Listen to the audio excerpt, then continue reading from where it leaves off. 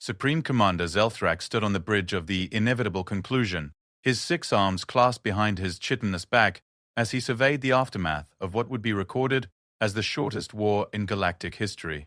Through the massive viewport, the remnants of Earth's moon drifted like cosmic confetti, still glowing from the plasma bombardment that had reduced lunar base to its constituent atoms exactly 47 minutes ago.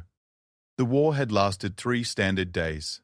3 days to completely annihilate a species that had shown such promise, such creativity in their military tactics. It was almost disappointing how quickly they had fallen once the hegemony had applied proper strategic pressure. "Status report," Zelthrak commanded, his translator rendering his clicks and whistles into the common tongue of the conquered galaxy. Fleet Admiral Nixara, her crystalline form refracting the bridge lights into prismatic patterns, approached with her characteristic precision. "All human military installations have been neutralized. Their fleets of debris, population centers on 847 worlds have been processed. The species has been reduced to manageable numbers for integration into the labor force. And their homeworld? Earth is currently a Class X2 toxic wasteland. Our atmospheric converters are transforming what remains into something more suitable for hegemony colonization. The humans called it terraforming when they did it to other worlds. Ironic, really." Zelthrak's mandibles clicked in what passed for amusement among his kind. "Any survivors?" "Scattered groups across various systems. Perhaps 2 million individuals in total, down from their peak of 18 billion. Standard protocol is being implemented. Those with useful skills are being relocated to appropriate facilities. The rest..." She paused, her form shimmering slightly. "The rest are being dealt with as per Regulation 47B. "Good." Zelthrak turned from the viewport satisfied. "Signal the Council of Hegemony. Inform them that the Terran resistance has been completely eliminated. Another primitive species has learned the futility of opposing galactic order." As Nixara moved to comply, a junior officer approached with obvious nervousness. Sub-Commander Vorthak was young by hegemony standards, only 3 centuries of service, and his insectoid features twitched with barely contained anxiety. "Supreme Commander, I have a report from our intelligence division." "Speak." "During our cataloging of human military doctrine, we discovered some inconsistencies in their strategic planning. Our analysts found references to something they called Protocol Zero. But when we attempted to access their databases for details, we found that all references had been encrypted with a cipher we cannot break." Zelthrak's attention sharpened. In his 8 centuries of conquest, he had learned that unknown protocols were often the difference between a clean victory and an extended campaign. "Elaborate." "The humans appear to have developed a communication system that exists parallel to their standard military networks. It's distributed across their entire civilization, but in such a way that it's nearly invisible, unless you know exactly what to look for. Our communication specialists believe it's some form of quantum entanglement network, but the technology is unusual." "Unusual how?" Vorthak's compound eyes flickered nervously. "It appears to be biological in nature, sir, not technological, as if they found a way to weaponize their own evolutionary biology." Fleet Admiral Nixara turned from her communications console, her prismatic form darkening slightly. "Supreme Commander, I've just received an update from our occupation forces. The human survivors aren't acting according to standard post-conquest behavior patterns, meaning they're not showing signs of despair or hopelessness. Our psychological warfare specialists report that the captured humans seem to be waiting for something. They show all the normal signs of grief and loss, but underneath, there's something else. Something they're calling anticipation." Zelthrak's 6 arms uncrossed slowly. In his experience, anticipation in a conquered species was a warning sign. Hope was dangerous in the defeated. It led to rebellions, uprisings, and costly mop-up operations. "Have they attempted any rescue operations, underground resistance movements?" "None that we can detect, sir. They're being completely cooperative, almost unnaturally so." The Supreme Commander walked to the tactical display, where a 3-dimensional map of human space showed every known colony, outpost, and military installation in the sector.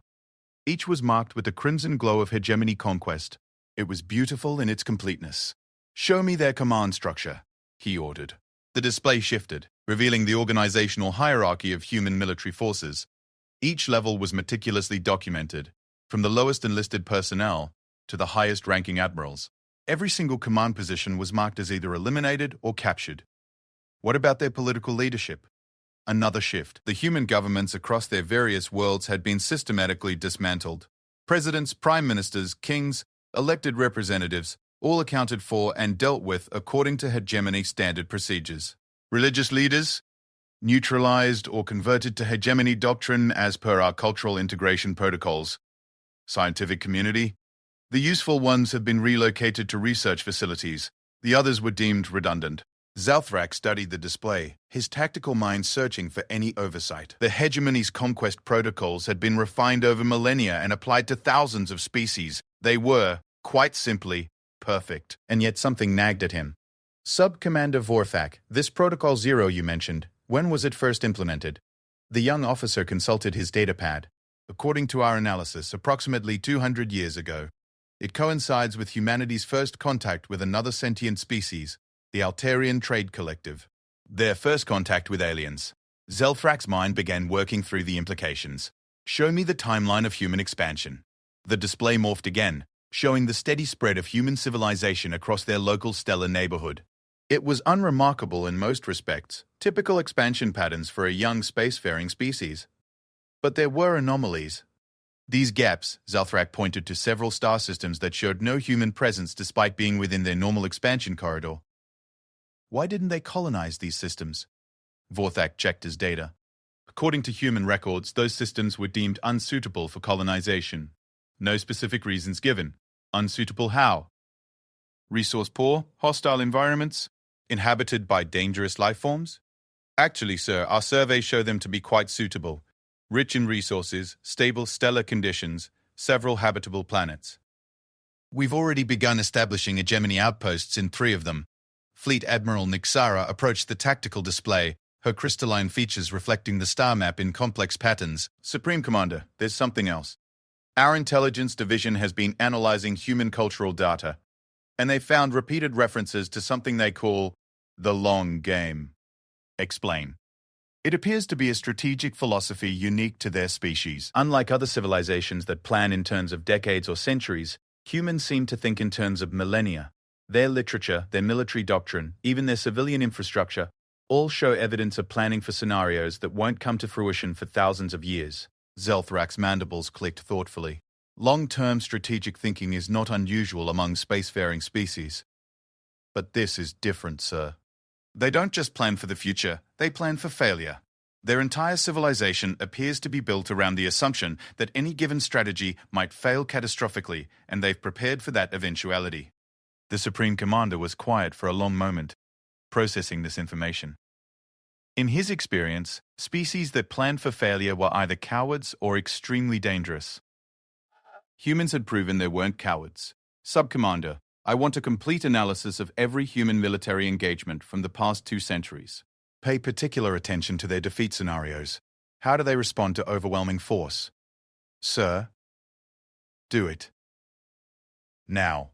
As Vorthak hurried to comply, Zelthrak turned back to the viewport where Earth's remains continued their slow dance of destruction. Something was wrong. The victory had been too easy, too clean. In 8 centuries of conquest, he had learned to trust his instincts, and right now those instincts were telling him that the war wasn't over. Admiral Nixara, what is the status of our communication networks? Optimal functionality, sir. We're maintaining contact with all occupation forces across former human space. And our early warning systems? All active. If so much as a human escape pod moves in our direction, we'll know about it hours in advance. Zelthrak nodded, but his unease remained. There was something he was missing. Some crucial piece of the puzzle that had slipped through his analytical net. The humans had fought bravely, but they had also fought expectantly, as if defeat was just another phase of their strategy. The tactical display chimed softly, and Vorthak's analysis appeared. Battle after battle, engagement after engagement, the pattern was always the same. When humans faced overwhelming odds, they didn't surrender, they didn't retreat in disorder. Instead, they fought with increasing determination until they were completely destroyed. But the analysis revealed something else. In every single engagement where humans had been completely defeated, within days or weeks, new human forces would appear from nowhere and strike at the enemy's weak points with devastating precision. It was as if defeat was simply information gathering for the next phase of operations. Sir, Vorthak's voice was carefully controlled. There's something else. In our review of their military communications during the final battle, we found a single message transmitted from Earth's surface just before the planetary bombardment commenced. And it was a simple text message, broadcast on all frequencies. It said, "Game on." Fleet Admiral Nixara's prismatic form flickered rapidly, a sign of extreme agitation. "Supreme Commander, I'm receiving reports from our occupation forces. The human survivors are beginning to move." Move how? They're leaving the holding facilities, not escaping. They're walking out. Our guards aren't stopping them because technically they're complying with all our orders. But they're gathering in the town squares of occupied cities. What are they doing there? Nothing, sir. They're just waiting. Zelthrak felt something cold settle in his stomach. In 8 centuries of conquest, he had never encountered a species that responded to total defeat by gathering in public spaces to wait. "Get me a direct communication link to the surface of Proxima Centauri B. I want to speak to the ranking human prisoner." The display shifted to show a view of New Geneva, the former capital of Proxima Centauri B. The city square was filled with perhaps 10,000 humans, all standing quietly in neat groups. They weren't protesting. They weren't chanting. They were simply present.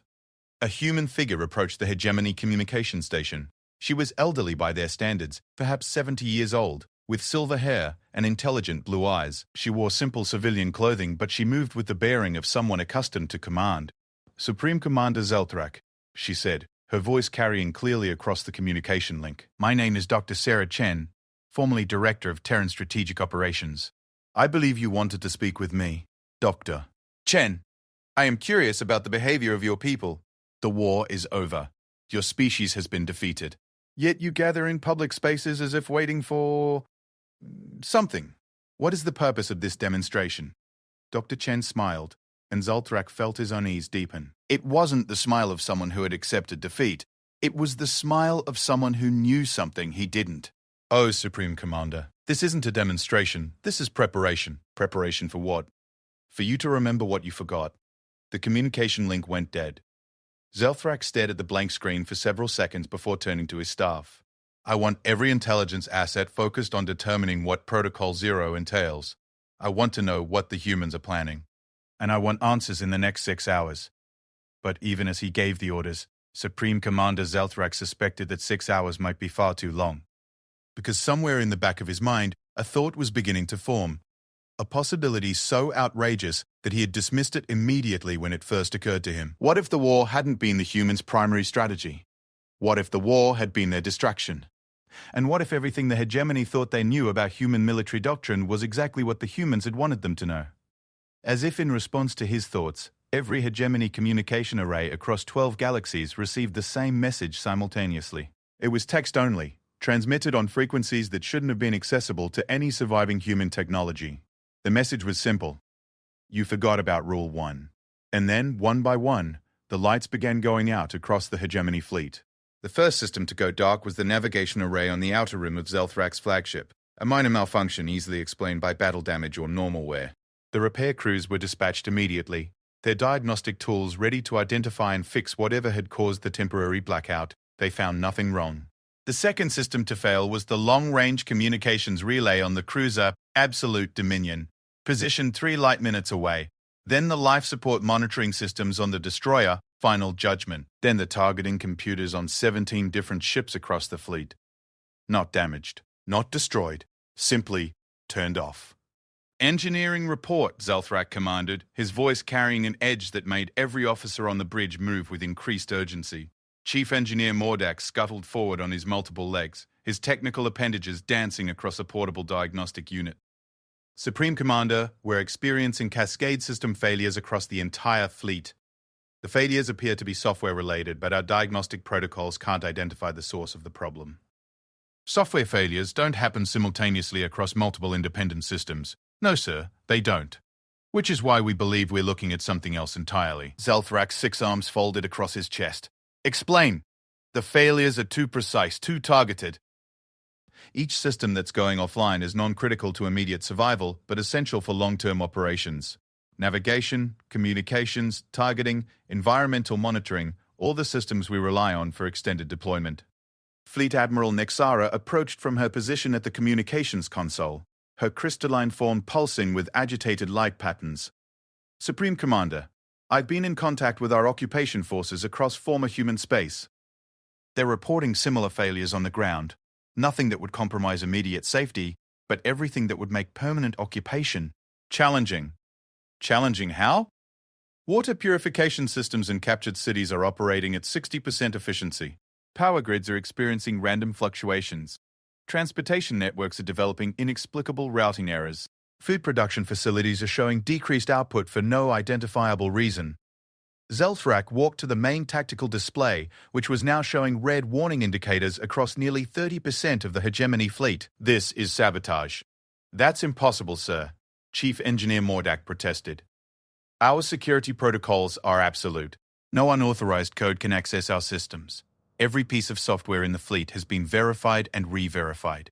We've been using the same basic operating systems for over 2,000 years. Then, how do you explain this? I can't, sir.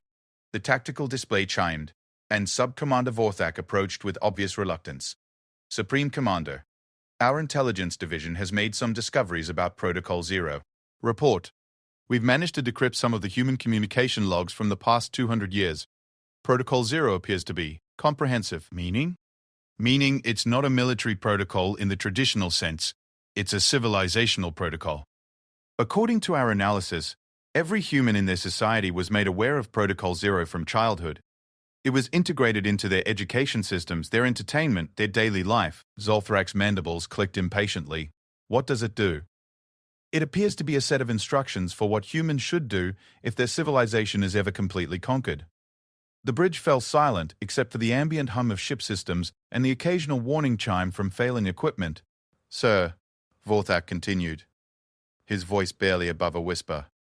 According to our analysis, Protocol Zero has been active since the moment we began our invasion. Everything the humans did during the war, every tactical decision, every strategic choice, was designed to ensure that Protocol Zero could function properly after their defeat. They planned to lose, Zelthrak said slowly. More than that, sir.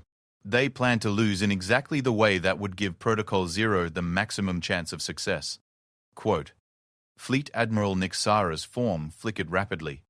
Supreme Commander, I'm receiving a priority communication from the surface of Kepler. 442B, the human prisoners are requesting permission to address our fleet directly. Absolutely not. Sir, they're claiming that they have information about how to stop the system failures. Zelthrak considered this. Every minute that passed saw more of his fleet's capabilities degrading. His perfect victory was beginning to feel increasingly hollow if his forces couldn't maintain basic operational status. Put them through, but maintain full security protocols. The main display shifted to show Dr. Sarah Chen standing in what had once been the governor's mansion on Kepler 442b. Behind her, visible through large windows, thousands of humans continued their patient vigil in the city square. Supreme Commander, she said, her voice carrying the same unsettling calm it had displayed earlier. I trust you're beginning to experience some technical difficulties? What have you done to our systems? We haven't done anything to your systems, Commander. We've simply activated our own. Explain. Dr. Chen smiled again, and Zelthrak was beginning to hate that expression. Tell me, Commander, in your analysis of human space, did your intelligence services notice anything unusual about our colonization patterns? Against his better judgment, Zelthrak found himself responding. You avoided certain star systems that should have been attractive for colonization. Exactly. We avoided them because we had already colonized them, secretly. For the past 200 years, humanity has been building a parallel civilization. The bridge crew exchanged glances. This was unprecedented in hegemony experience. Every world you conquered, Commander, every city you occupied, every facility you captured, they were all decoys. Oh, they were real enough. People lived there, worked there, loved there. But they were never our primary civilization. They were our public face. Zelthrak felt something cold spreading through his thorax. You're lying. Am I? Tell me, in your occupation of human space, how many of our industrial facilities have you captured intact? Chief Engineer Mordak consulted his datapad. Approximately 7%, which is consistent with normal wartime attrition. And how many of those facilities are currently operating at full capacity? A longer pause. 14%. That's because they were never designed to operate at full capacity under occupation, Commander. They were designed to fail gracefully when controlled by anyone other than humans. The tactical display updated with new information from across the fleet. System failures were now approaching 50%. Nothing critical yet, but the trend was clear. Dr. Chen, Zelthrak said carefully. What do you want? Want? Commander, we don't want anything. We're simply implementing the next phase of our long-term strategy. Which is? Teaching you about Rule 1. Enlighten me. Dr. Chen's expression grew serious for the first time. Rule 1 is very simple, Commander. It's the first thing every human child learns and the last thing every human adult remembers. It's carved into the heart of our civilization. She paused, looking directly into the camera with those unsettling blue eyes. Rule 1. Never give up. Never surrender. Never stop trying to find a way home. The communication link cut out, but this time Zelthrak could see that it wasn't his equipment failing. Doctor. Chen had simply walked away.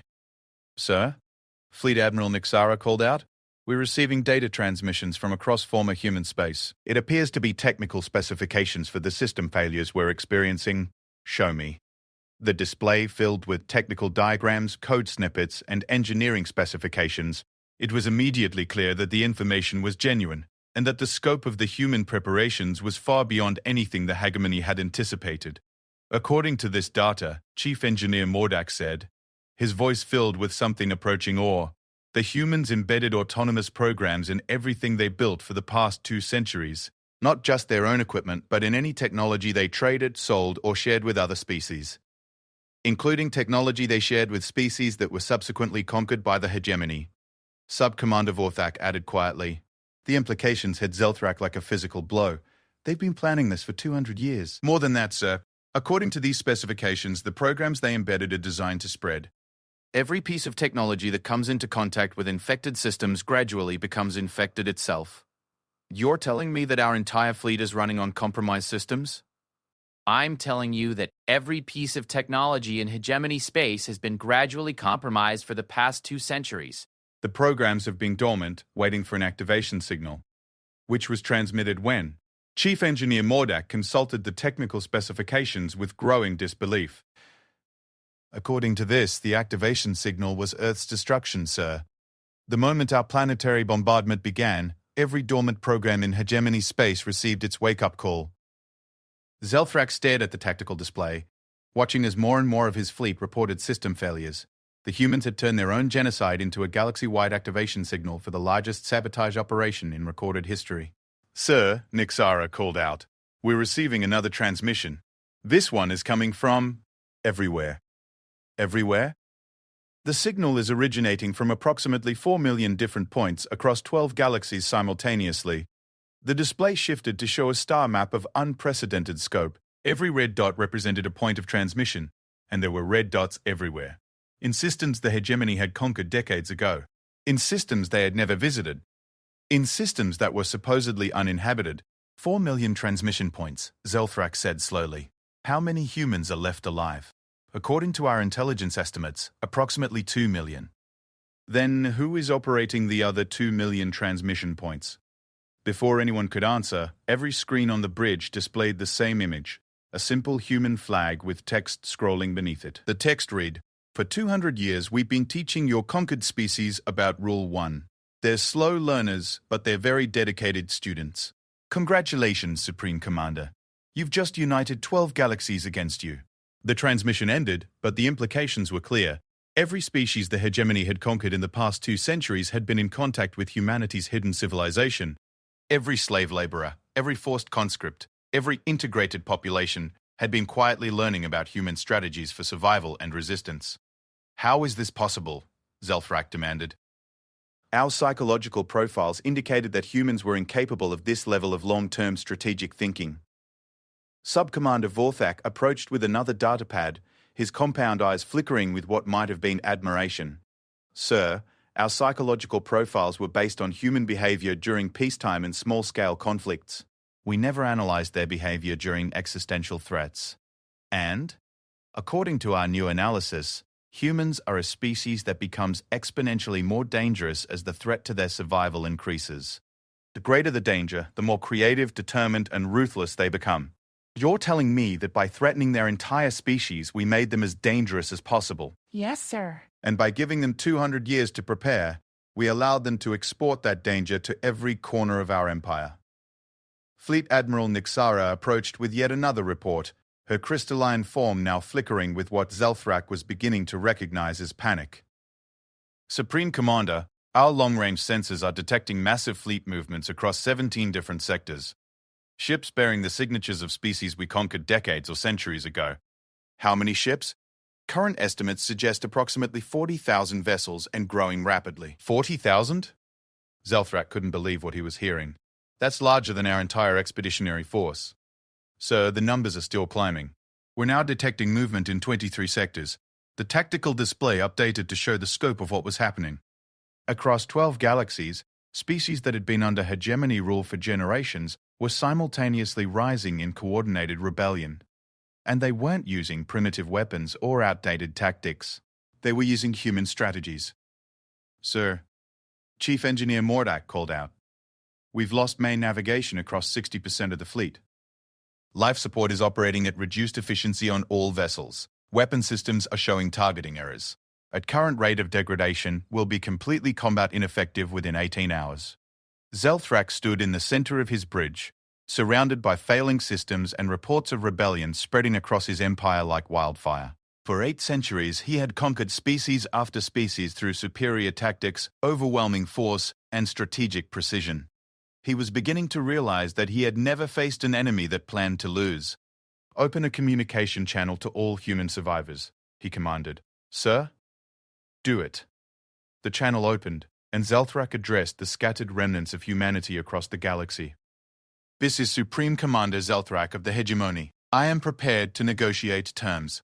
The response came back immediately, broadcast from all 4 million transmission points simultaneously. It was Dr. Sarah Chen's voice, but Zelthrak suspected she was speaking for far more than just humanity. Supreme Commander, she said, we appreciate your interest in negotiation.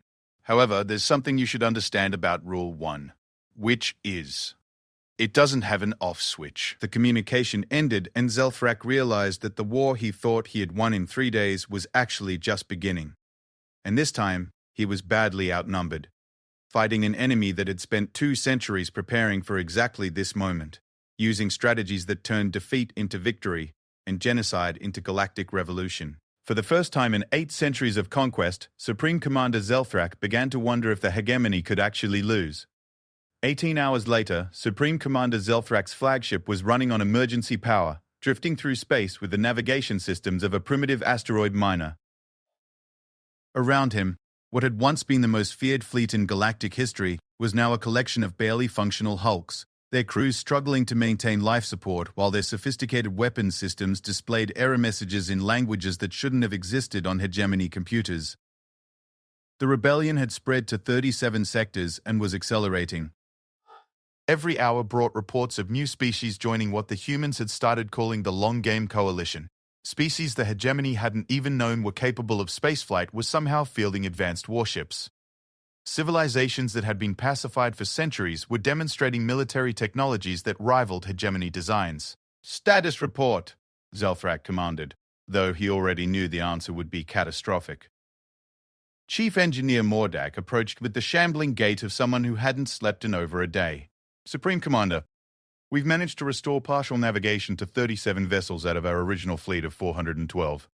Weapon systems are completely offline. Long-range communications are limited to emergency frequencies only. And our ground forces?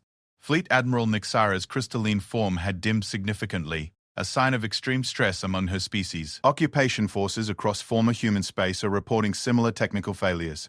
Many units are requesting emergency evacuation. Grant it.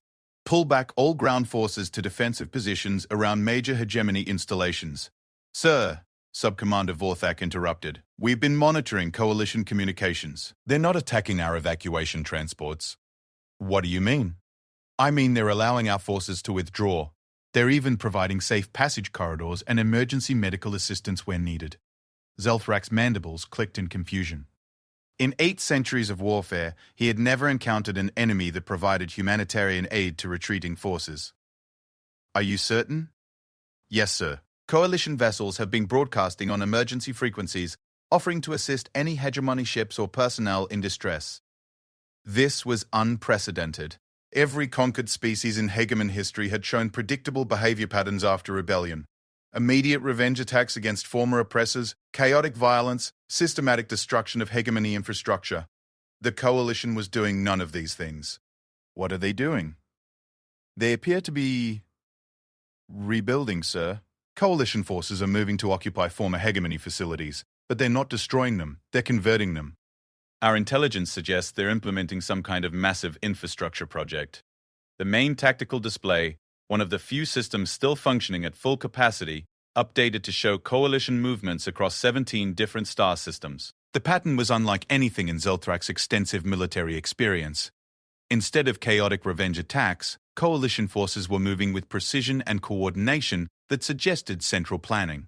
They were occupying strategic positions, establishing supply lines, and building something. Engineering analysis, Zelthrak ordered. What are they building?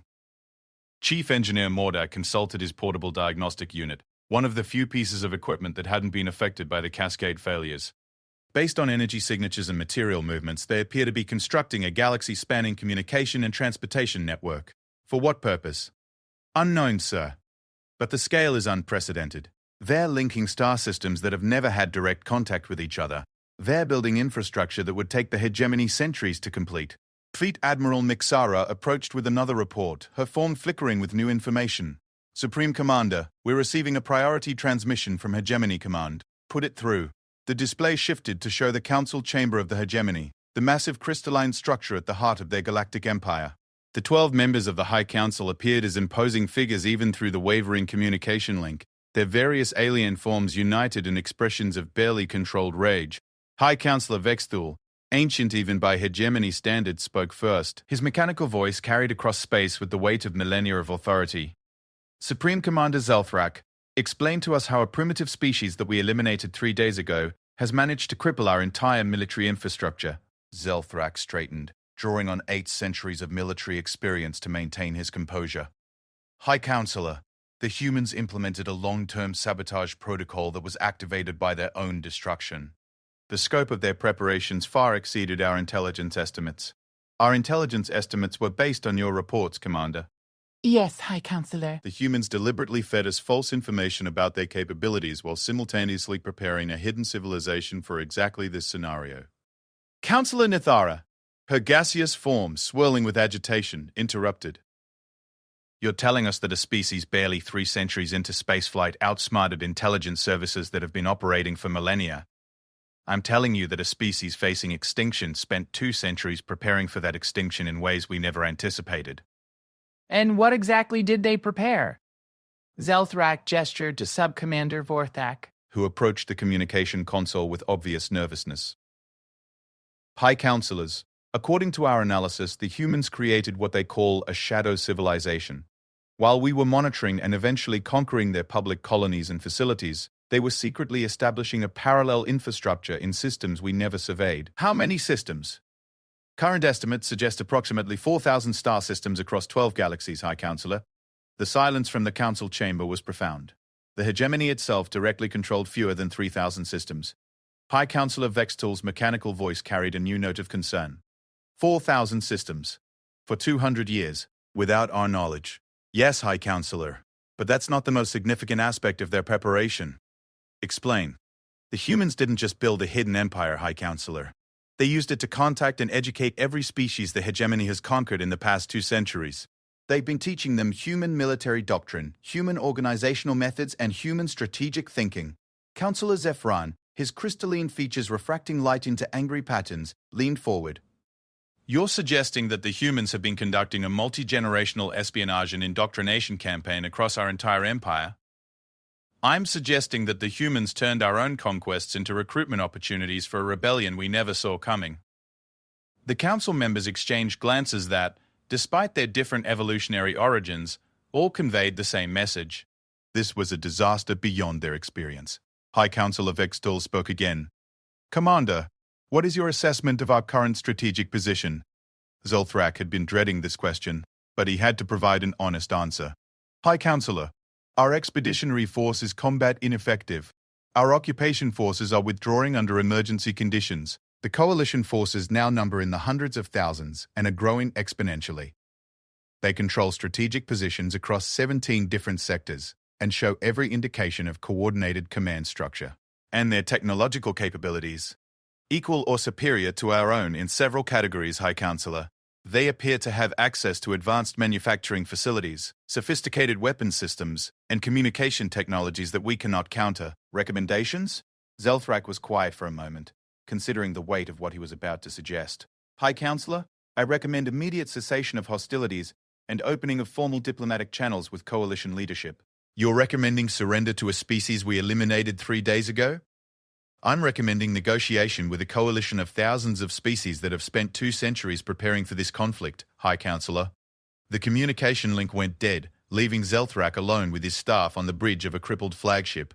He suspected that the High Council was not favorably disposed toward his recommendations. Sir, Mixara called out, we're receiving another transmission from coalition forces. Display it. Dr. Sarah Chen appeared on screen again, but this time she wasn't alone. Behind her stood representatives of dozens of different species, many of whom Zelthrak recognized as former hegemony subjects. The setting appeared to be some kind of massive conference facility, with delegates filling what looked like an auditorium designed for thousands of participants. Supreme Commander Zelthrak, Dr. Chen began, I hope you're beginning to understand the scope of what you're facing. Chen, I am prepared to discuss terms for... She held up a hand, stopping him mid-sentence. Commander, before we discuss anything, you need to understand what Rule 1 really means. I believe I understand your species' refusal to surrender. No, Commander, you don't. Rule 1 isn't about never surrendering. Rule 1 is about never accepting that a problem doesn't have a solution. Behind Dr. Chen, the alien delegates were nodding in agreement. Many of them were species that had been under hegemony rule for centuries, but they no longer looked like conquered peoples. They looked like allies. For 200 years, Dr. Chen continued, humanity has been teaching the galaxy a simple lesson. There is always another way, always another strategy, always another option. The hegemony conquers through superior force and the assumption that resistance is futile. But resistance is never futile, if you're willing to think in terms of centuries instead of years. What do you want from us? Zelthrak asked. We want you to learn Rule 1, Commander. We want you to understand that the galaxy is big enough for all of us, but only if we work together instead of trying to dominate each other. And if we refuse... Doctor, Chen's expression grew sad. Then you'll learn Rule 1 the hard way. The display shifted to show a star map of unprecedented detail. Thousands of coalition vessels were moving in coordinated formation across dozens of sectors. But they weren't moving toward hegemony territory. They were moving around it. Commander, Dr. Chen explained, we're implementing what humans call a containment strategy. We're not going to attack the hegemony, we're going to isolate it. Every trade route, every communication relay, every resource extraction operation outside of core hegemony space is now under coalition control. Zelthrak stared at the display in growing horror. The coalition wasn't planning to destroy the hegemony through military action. They were planning to strangle it economically, while offering an alternative to every species under hegemony rule. The choice is yours, Commander, Dr. Chen continued. You can continue trying to maintain control through force, or you can join the coalition and help us build something better. And if we choose to fight, then you'll discover that Rule 1 has a corollary. There's always a bigger universe than the one you're trying to control. The transmission ended, leaving Zelthrak staring at a tactical situation that was unlike anything in hegemony military doctrine. They weren't facing a traditional rebellion or military uprising. They were facing a complete restructuring of galactic civilization, led by a species that had turned their own extinction into the catalyst for the largest cooperative effort in recorded history. Sir, Chief Engineer Mordak called out. We're receiving a general broadcast on all frequencies. It appears to be some kind of invitation. Display it. The message was simple. The Coalition of Free Worlds extends an invitation to all beings seeking a future based on cooperation rather than conquest. Join us in building a galaxy where every species can thrive. Rule 1, there's always another way. Zelthrak realized that he was facing a choice that no hegemony commander had ever faced before. For 8 centuries, the hegemony had defined galactic civilization through conquest and dominance. Now, a species they had destroyed was offering an alternative. and that alternative was winning. 5 years after the three-day war, Supreme Commander Zelthrak, now Coalition Ambassador Zelthrak, stood in the same observation lounge aboard Haven Station where he had first begun to understand the true scope of human strategic thinking. The view through the transparent aluminum had changed dramatically. Where once hundreds of ships had moved in organized patterns around the station, now thousands of vessels from hundreds of species created a complex dance of interstellar cooperation that would have been impossible to imagine under the old hegemony system. The station itself had grown from 50 kilometers in diameter to nearly 200 kilometers, expanding to accommodate the needs of a truly galactic civilization. Still trying to figure out how we did it? Dr. Sarah Chen asked, approaching with 2 cups of what humans called coffee, a beverage that had become surprisingly popular among coalition species despite its psychoactive properties. Zelthrak accepted the cup gratefully. In the past 5 years, he had discovered that human customs often contained hidden wisdom, and the ritual of sharing beverages had proven to be an excellent framework for difficult conversations. I understand the mechanics, Zelthrak replied. The secret colonies, the embedded sabotage programs, the multi-generational indoctrination campaign. What I still don't understand is why it worked. Ah. Dr. Chen settled into a chair designed to accommodate both human and hegemony physiology. Another small example of coalition innovation. You're asking the wrong question, Ambassador. Which is? You're asking why our strategy worked instead of asking why your strategy failed. Zelthrak's compound eyes focused on her with interest. After 5 years of working closely with humans, he had learned that their most important insights often came disguised as casual observations. Explain. Dr. Chen activated a holographic display that showed the current state of the galaxy. The coalition now encompassed over 60,000 species across 15 galaxies, with new civilizations requesting membership every day. The former hegemony territories had been integrated so seamlessly that it was difficult to identify where the old empire had ended and the new civilization had begun. The hegemony strategy was based on a fundamental misunderstanding of how intelligence works, she began. You assumed that superior force combined with superior technology would always defeat inferior force with inferior technology. That assumption had been proven correct for millennia. Against individual species, yes, but you were never fighting individual species, Ambassador. You were fighting intelligence itself. The holographic display shifted to show a complex network diagram representing the flow of information, ideas, and innovations across coalition space. The pattern was unlike anything from hegemony organizational theory. Instead of hierarchical command structures, it resembled something organic, like a neural network or an ecosystem. Every species you conquered brought their own unique perspective to problems, Dr. Chen continued.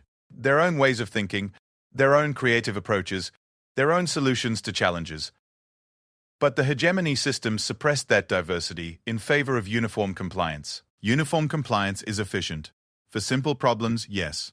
But the challenges facing a galactic civilization are never simple. They require creativity, adaptability, and the ability to see problems from multiple perspectives simultaneously.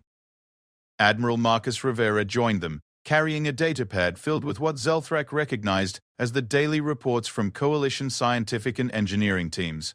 In the past 5 years, the rate of technological advancement across coalition space had accelerated beyond anything the hegemony had achieved in centuries. Ambassador, Rivera said, settling into his chair with the easy familiarity of old colleagues, Dr. Korb. Chen and I were discussing the quantum communication breakthrough announced this morning. The team that developed it included representatives from 47 different species. 47? Each contributing a different piece of the puzzle. The Zephyrians provided the theoretical framework. The Crystalline Collective contributed materials science. The humans developed the engineering applications, and so on.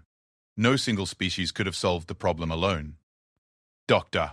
Chen nodded. This is what the hegemony never understood about intelligence, Ambassador. It's not additive, it's multiplicative. When different ways of thinking combine, they don't just add to each other. They multiply each other's effectiveness. Zelthrak studied the datapad Rivera had brought.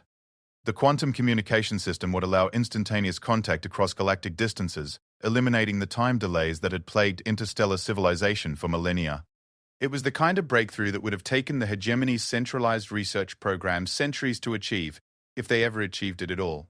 But how do you coordinate such complex collaborative efforts?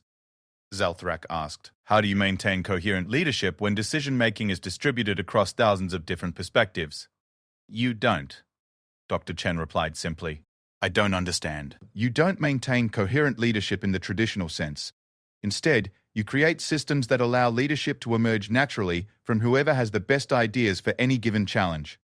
Admiral Rivera activated another display, this one showing the organizational structure of a typical coalition project.